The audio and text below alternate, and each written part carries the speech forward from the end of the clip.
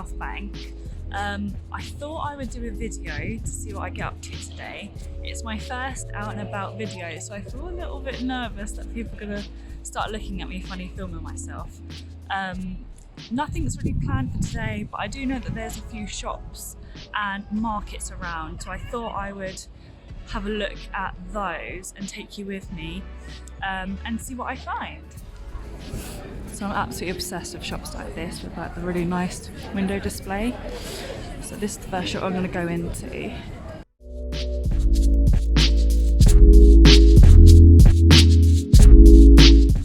One of the first items I was drawn to was this kintsugi crockery set. So if you didn't know, kintsugi is the Japanese art of repairing broken crockery with precious metals like gold. So the crockery is even more beautiful and even more valuable than it was before it was broken. I then spotted these Unica glasses, which I believe were made from mouth-blown glass, as they were all quite different and had a unique look to all of them. The pink vase really stood out for me, and I loved the shape. They would be stunning as part of a table centrepiece, or on a shelf, either filled with flowers or dried stems. These Southbank prints had a cool feel to them as well, especially in the contrasting black frames. Another item I was very tempted by were these Swedish porcelain vases. I've never seen anything like them before, but loved how simplistic they looked. So the guys in that shop were so kind enough to let me film. As you can imagine, I felt a bit awkward.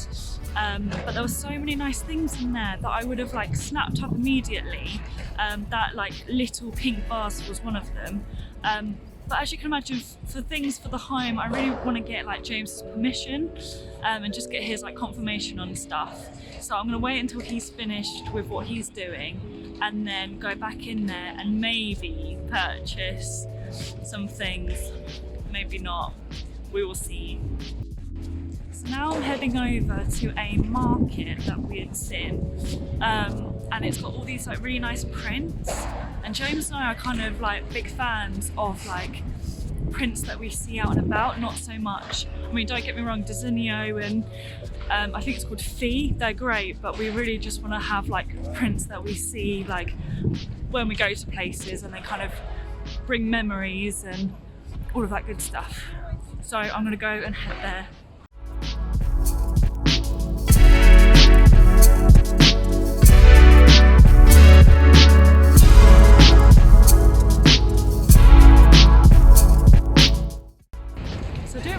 Anything at the market of interest. It ended up being a lot more books than I anticipated. So what I'm going to do now is head over to, I believe it's called the Oxo Tower Wharf, and then there should be some interior shops there. But yes, I will show you what I find when I get there.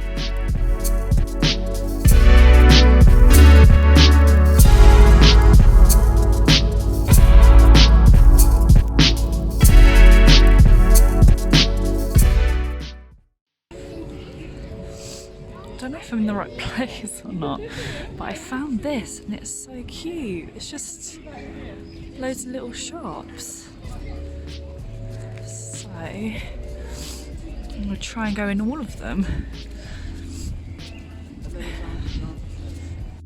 As I was walking around, I realised there were only really clothes shops. A very cute place to come to nevertheless, and I can see it being very hustly and bustly in the summertime. I have no idea where I am, but never mind.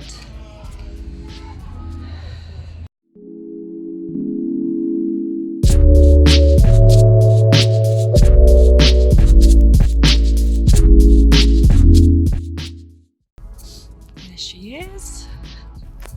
I've never actually been into the Oxo Tower before, so this should be interesting. And as you can tell by my sniffling, it's absolutely freezing. So I might have to get a hot drink or something.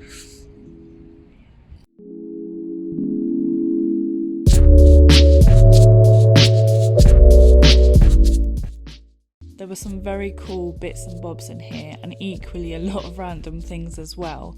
Suck is very similar to the shop Tiger, which is very popular here in the UK. As a keen crafter, I was very surprised by how many cross-stitch kits there were. These would make a great gift for someone, or even as a little project for yourself.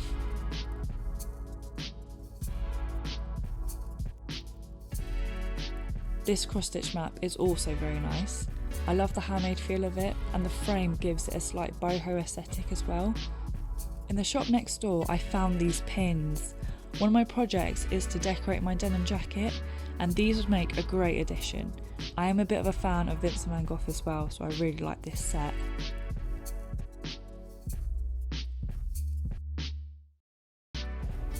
So I've just finished the ground floor and now I've come up to the first floor.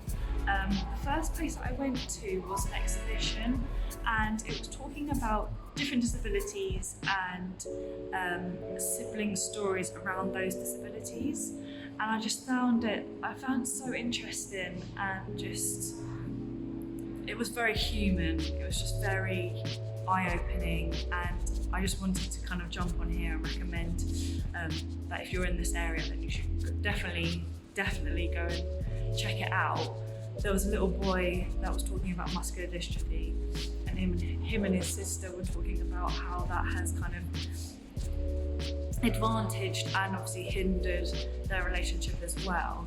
But it just got me thinking about how amazing, if you didn't know, James has got muscular dystrophy, and he deals with it in just the most amazing way, and he's so positive, and I feel like he's like a true role model for muscular dystrophy and just disabilities in general. And after 6 years, I'm still so surprised at how he lives his life, and he just doesn't let it stop him from doing the things that he wants to do. And I feel like that really just helps me just kind of do the things I want to do and just remain positive as well. So anyway, yeah, I highly recommend you going to see it. But yeah. As I headed back to the Royal Festival Hall, I spotted these amazing pods outside a restaurant. I can just see these in someone's garden, used as an alternative to a picnic bench. So if you wanted to host a garden party outside, these would be perfect, especially in the colder months.